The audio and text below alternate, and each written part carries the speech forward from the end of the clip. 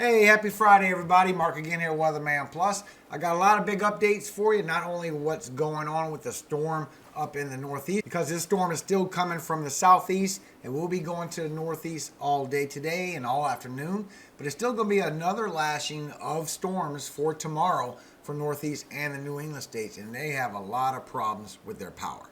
Plus, I'm showing for another big major storm coming into our U.S. and not only going to create a lot of severe weather, there is a good potential for it to also bring major snowfall and some cold temperatures. I'm not sure when temperatures will be in the freezing mark for the south and the southeast, but there is some cold temperatures coming. So I'm going to show you all the data that I have found for you guys, and it's not just one weather model. I'm going to show you multiple models and what's trending. If you do like the forecast, hit the like button. Thank you so much for your support. And if you've never been here before, hello. My name is Mark. I do upload every single day, just not Friday from sundown to sundown Saturday. That's Sabbath. But I will make sure you're covered. Matter of fact, I always put links in all the descriptions to help save you time so you can go to whatever you need. Make sure you hit that subscribe button because I am all year long. Now, this storm is going to impact a lot of people, not only with the rainfall, the severe weather, and the major snowfall possibility. But I'm also showing that there are some weather models that you cannot trust right now because they are just totally off. Like, for example, Euro yesterday showed major snowfall widespread over a foot in the northeast. You can't follow a Euro for a 10-day forecast. As you all know, it's a little ridiculous going 10 days anyway, but today it's not showing none of that. So it's just a flip-flop with that one. But GFS is still showing the same information. Now, when Invest 94L hit the northeast, not only did it bring hurricane force winds, but it did give them a lot of power outages, over 500,000 homes. And they're still trying to recover from it. They still have a very big issue with power outages, and they have more storms coming. Now, when you look at EPO, your East Pacific Oscillation, now this is according to the GFS, this lets you know when you have either a high ridge or a low trough starting off in the west coast of the U.S., which will give us a very high ridge. And if we have a low trough coming right behind it, there's going to be some extreme weather, some dangerous winds, and some cold temps. But around November 6th, 7th, and beyond, it goes on an extreme high ridge, and this is going to put us in an extreme trough on the east side of the U.S., which is going to bring some severe weather.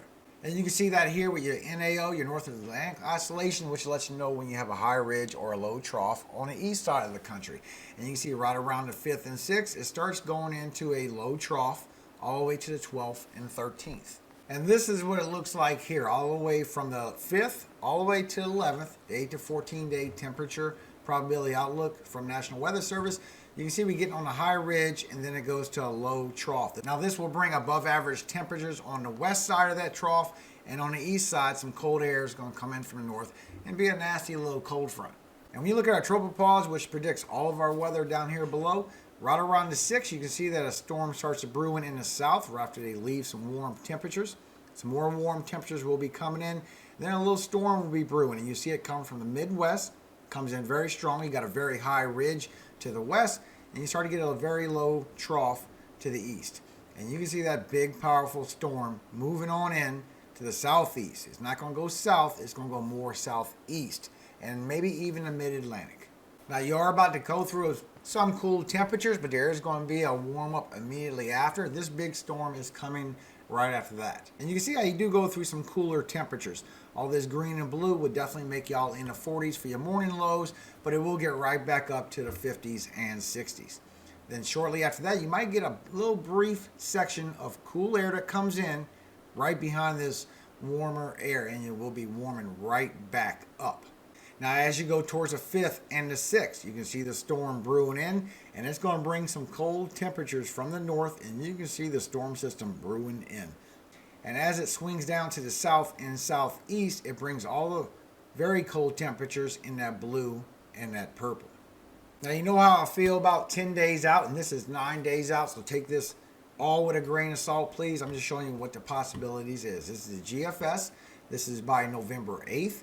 And it shows that we could get a big system brewing up over the central U.S. And it comes straight in as a surface low over Texas. It swoops in, grows in strength, and then heads its way right over the Ohio Valley and towards Michigan. And with the bands, that would bring all the weather to the northeast. So there's a possibility to get some of that precipitation turning into some freezing rain or some snowfall. It all depends if the cold front is coming sooner or later. Now, when you look at your 50 millibar, your geopotential height, way up there in the atmosphere, you can see that right around November 2nd, we started getting a cold air anomaly coming in. That's what that white is. And about 5 days away on the 3rd, it's going to be a little bit cooler temperatures. But you can see where the cold temperatures start to really add up. It's mostly east, northeast with the cooler temperatures. Everybody else is going to be in the 40s. Maybe a little bit of high 30s, low 40s. It all depends because some of the models are showing different information. But however, it is showing that this storm is still coming, and so are the temperatures. But like I said yesterday, please take the euro with a grain of salt. I notice everybody is only showing the euro, and they call that weather forecasting. If you look in the northeast where it showed over a foot wide spread yesterday, euro ain't showing it no more. A lot of the models are just unreliable. It's just so far. Y'all know how it is 10 days out, and you can see the extreme differences. And now it's showing that maybe you'll get some major snowfall in the central U.S., and you might have a chance for 3 to 5 inches in the panhandle of Texas, and maybe northern Texas gets some major snowfall. But once again, this is 10 days out, and it's about a euro. And you saw what the euro said yesterday. I find it kind of funny. Everybody's changing up their videos left and right about this, that, and it's just changing on the whim. It's like, come on, you can't predict 10 days out with snowfall. We all know it never works out. But I do want to be thorough. So according to the euro, these are your morning low temperatures that you can wake up with on the 5th, 10 days away. And you see how northern Texas could be in the 30s, high 30s. Everybody else is in the 40s to 50s, and it will be warming back up that day. And GFS shows on the very same day that this is not true. Matter of fact, GFS has been showing that that is not true. And GFS is also showing that this will happen a few days later. And GFS would show that on the intercoastal of the Northeast would be light snowfall, maybe some heavy snowfall. It's showing it's even lighter, and that's what the euro is showing as well. So euro kind of came to the GFS. And GFS is saying there'll be 2 storms that will be creating all this major snowfall. You have one that will dip in real quick in the Midwest. Then you have that deep one come by Texas and go up north. And just so you know, all that pink, blue, and bright pink, the blue is 3 to 5 inches. The bright pink is anywhere from 6 to a foot. And dark pink is anywhere from a foot or more. But take all this with a grain of salt, guys, because this is still 9-10 days away. And GFS also shows that shortly after that, that big storm brews up and it goes towards Ohio Valley. And that would bring very heavy snowfall. And that bright orange that you see right here is anywhere from 2 to 3 feet of snowfall. That is for southern Wisconsin, northern Illinois. So GFS has seen a big storm brewing up. And here's a good look at that here. But once again, take all this with a grain of salt, guys, because this is 9-10 days away. I had to wait for the latest run. You know how I do on my Fridays. And the latest run is showing the same location, mostly northern, and it's not showing anything for Texas. With an inch or 2 of snowfall could be happening. So it is updating to where this major snowfall is not even going to happen. If you look at the trends of it, it mostly trended in the central U.S. and the intercoastal of the Northeast. And now it's showing lighter amounts. Still, some for the New England states. Now, with the power outages that's going on in Massachusetts, Boston police had to shut down gas stations in Massachusetts multiple times after long lines developed during the power outage. And in the nearby town of Marshfield, some people told News Center 5, John Atwater, that they waited for up to 2 hours in line to get gas at one of the few stations in town that had power. Now, the power crews had to wait to get started because conditions remain unsafe for the workers in the bucket trucks along the power lines. It may be until after midnight tonight when those winds start coming below 40 miles per hour and get towards a point where maybe the line crews can start at least getting to work. So it could be another day, 2 or 3 days before we start turning the power back on in places that are so hard hit. That's what Burnett said. So make sure you go to the link in the video and you go listen to what Burnett said about the power. And this is the video that Atwater put out to show you the very long lines that they are going through just trying to find gasoline for their vehicles because of all the power outages. This is just one line for one gas station. It's amazing. Also, Darby Bybee put out this video, and he says it's a scary video. And what it shows is Washington Avenue and Pine Street in Brockton, showing that these trees are catching on fire from these power lines. I mean, this was a serious issue. And here's a video of the trees getting on the power lines from everything sagging down from the very strong hurricane force winds. creating fires, knocking out their power, but the trees are getting on fire. Transformer blew, knocked out everybody's power, and now the trees get on fire, and it's a threat for people's homes right there. This is a big problem. God bless you, Massachusetts. Y'all going through a lot. And it's kind of ironic because about 10 years ago today, October 29th, when they had a heavy wet snow combined with leaves on the trees, led to a massive tree damage, and many were left in the dark for days with thousands of power outages across western Massachusetts. So to this day, 10 years ago, it happened before it, just with snow. And you see how they're working still in the dark eyes, and there's a lot of people still without power. And you can see all your cities and the percentage of power outages in all of these towns. A lot of people without power. This link will be in the description for you as well. It's your Massachusetts power outages, and it's actually come down now. They fixed it a lot, and it's come down to 159,000 homes without power. It's still a lot, but it tells you who, when, where, how much. Please go to this link. And your severe weather, because you do have severe weather for today. You have the marginal right there, and that is 2% chance for tornadoes. They're not expecting too much wind and no hail, but there is a 2% chance for tornadoes for today. And here's your cities and your states. Now for tomorrow, they're expecting all this thunderstorms to go up into the New England states as well as these other green sections. No tornadoes, no wind, no hail, just some more storms. But you do have an excessive rainfall outlook today for flash flooding. This is your marginal in your green section and your slight risk right here in the yellow. This is for today. And for tomorrow, you're going to be in a marginal in the New England states for excessive rainfall from these storms still coming. Now, according to National Weather Service, this is going to be your rainfall amounts for the next 24 hours for the Northwest, as well as Ohio Valley, Mid-Atlantic, and portions of the Northeast. And here's your amounts. Anything in green is less than an inch. The blue is half an inch to an inch of rainfall. The pink is 1 to 2 inches of rainfall. Now, as this storm continues to go towards the northeast, your 48-hour rainfall from National Weather Service, your 2 days, you can see you get a lot more precipitation in the New England states, and that pink is from 1 to 2 inches of rainfall. So there will be more rainfall coming.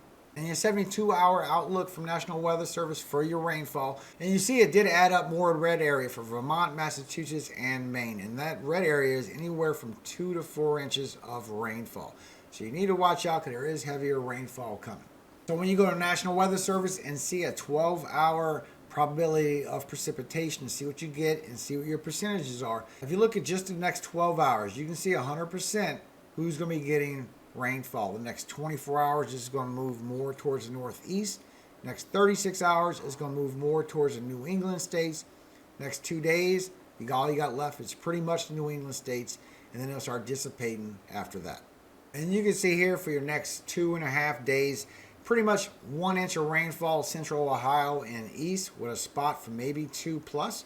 A lot of rainfall is going to be mostly for northern Virginia and portions of eastern West Virginia, western Pennsylvania, and sporadic along eastern Pennsylvania.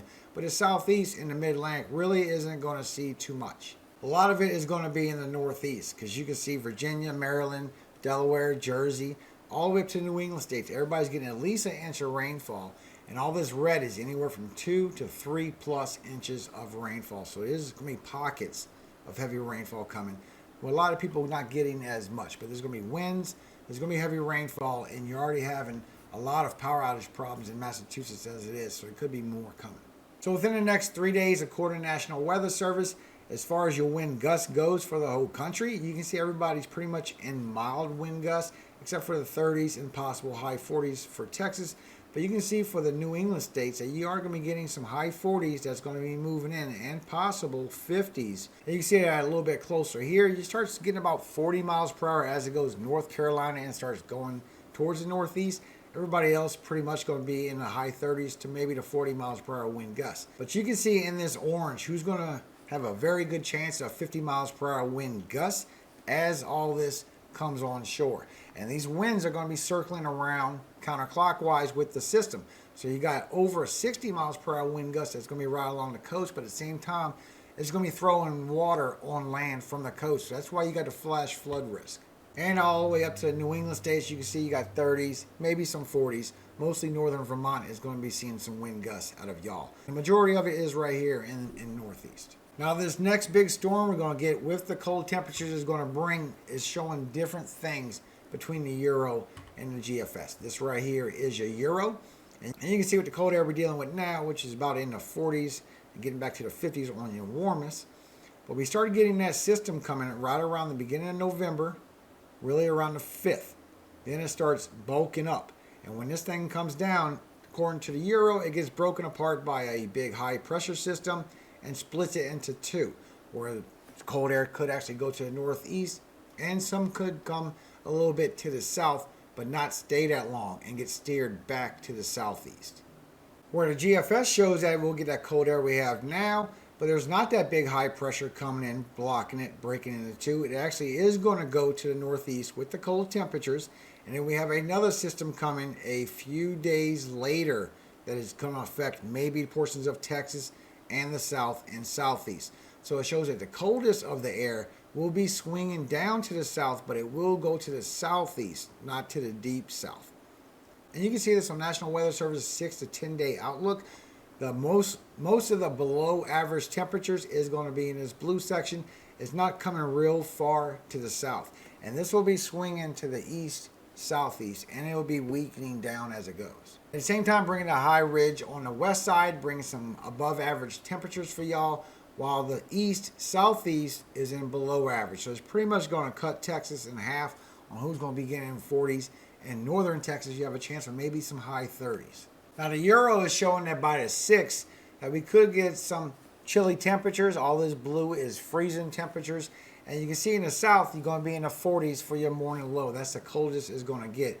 With some of the southeast getting into the low 30s. But once again, GFS is not showing that any of these cold temperatures are going to happen on the 6th. It's still going to be in the 50s and 60s. And this cold dip will be coming later, like around November 10th. So it's already a couple of weeks away, so it's still too far to be accurate. But if you notice, for your morning lows, you're going to be in the high 30s for Texas. And northern Texas, maybe the Panhandle of Texas, has a chance to be right at the edge of freezing. So you might see a little bit of that snowfall I showed you in the beginning of the video, while the high 30s continue to go to the southeast. So you can see it's not quite freezing temperatures, but it is going to be very cold feeling because with all the humidity in the south, as you all know, it chills you to the bones.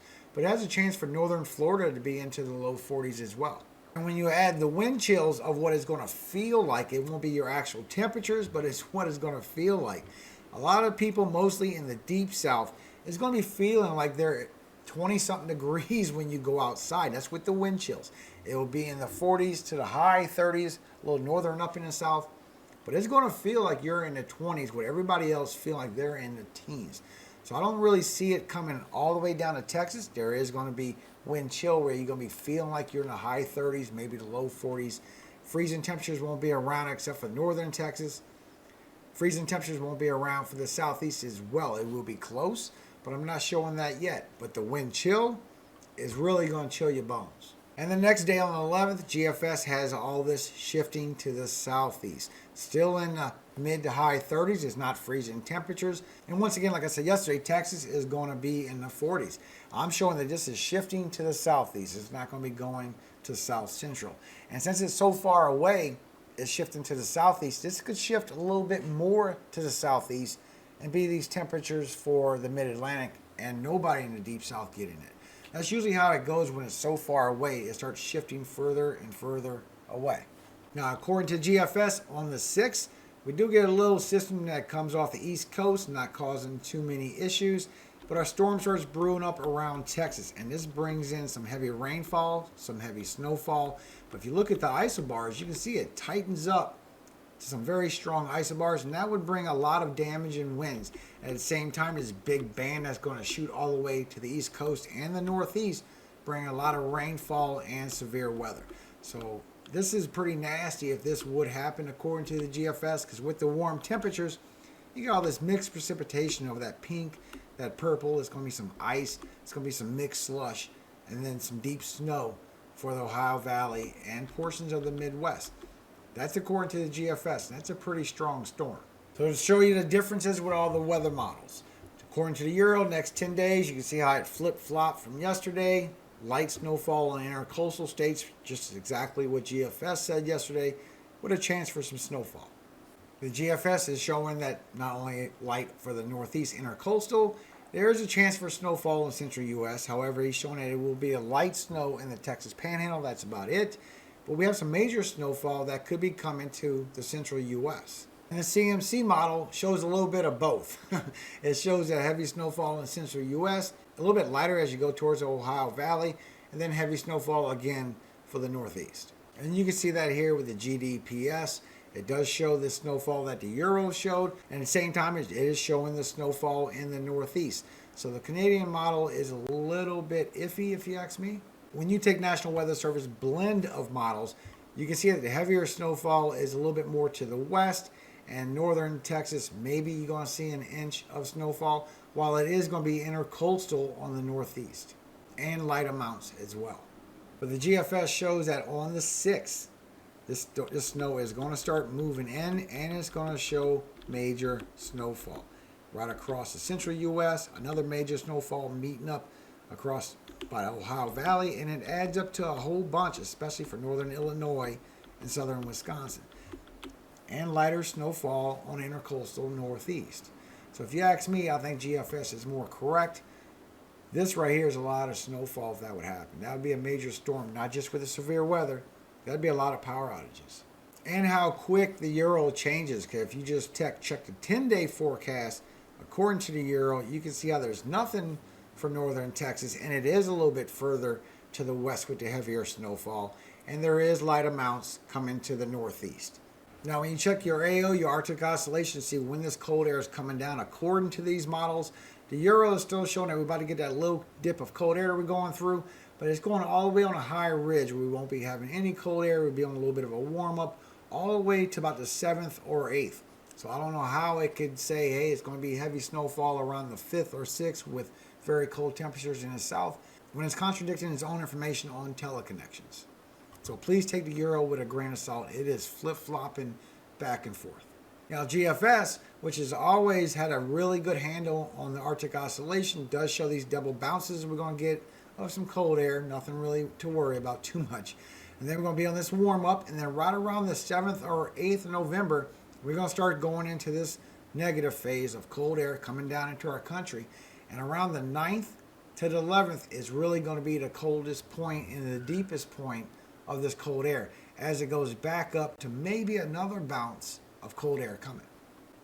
I know it seemed long, but I had to get all this information out because I wanted to bring y'all as much information as I could instead of just bringing you one model run just to shorten my video so I can try and get views. I'd rather be more important and more accurate information and be less views. I'd rather reach you with better information than to just hurry up and get you real quick.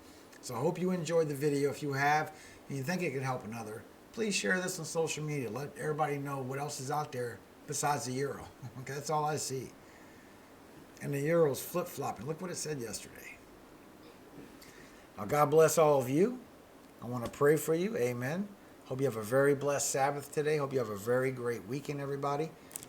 And today I want to read Psalm 55. Give ear to my prayer, O God, and hide not thyself from my supplication. Attend unto me, and hear me. I mourn in my complaint, and make a noise. Because of the voice of the enemy, because of the oppression of the wicked, for they cast iniquity upon me, and in wrath they hate me. My heart is sore pain within me, and the terrors of death are fallen upon me. Fearfulness and trembling are come upon me, and horror hath overwhelmed me. And I said, O that I had wings like a dove, for then would I fly away and be at rest. Lo, then would I wander far off, and remain in the wilderness. Selah. I would hasten my escape from the windy storm and tempest. Destroy, O Lord, and divide their tongues, for I have seen violence and strife in the city. Day and night they go about it upon the walls thereof. Mischief also and sorrow are in the midst of it. Wickedness is in the midst thereof. Deceit and guile depart not from her streets. For it was not an enemy that reproached me, then I could have borne it. neither was it he that hated me that did magnify himself against me. Then I would have hid myself from him. But it was thou, a man mine equal, my guide, and mine acquaintance. We took sweet counsel together and walked unto the house of God in company. Let death seize upon them, and let them go down quick into hell. For wickedness is in their dwelling and among them. As for me, I will call upon God, and the Lord shall save me.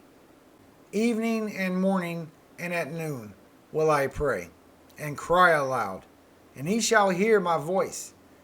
He hath delivered my soul in peace from the battle that was against me, for there were many with me. God shall hear and afflict them, even he that abideth of old. Selah. Because they have no changes, therefore they fear not God. He hath put forth his hands against such as to be at peace with him. He hath broken his covenant. The words of his mouth were smoother than butter, but war was in his heart. His words were softer than oil, yet were they drawn swords. Cast thy burden upon the Lord, and he shall sustain thee. He shall never suffer the righteous to be moved. But thou, O God, shalt bring them down into the pit and destruction. Bloody and deceitful men shall not live out half their days, but I will trust in thee. Amen. Have a great day today, guys. Thank you so much for visiting my channel today. If you like the content, please hit that like button, show support. Let people know to check it out. I think they need to see this. Thank you again. All power, all glory does go to Yahweh, God of Jacob, our Father. And he loves us. Amen. Hallelujah, guys. Have a very blessed Friday, a very safe Friday. Have a great weekend. I'll see you Sunday morning.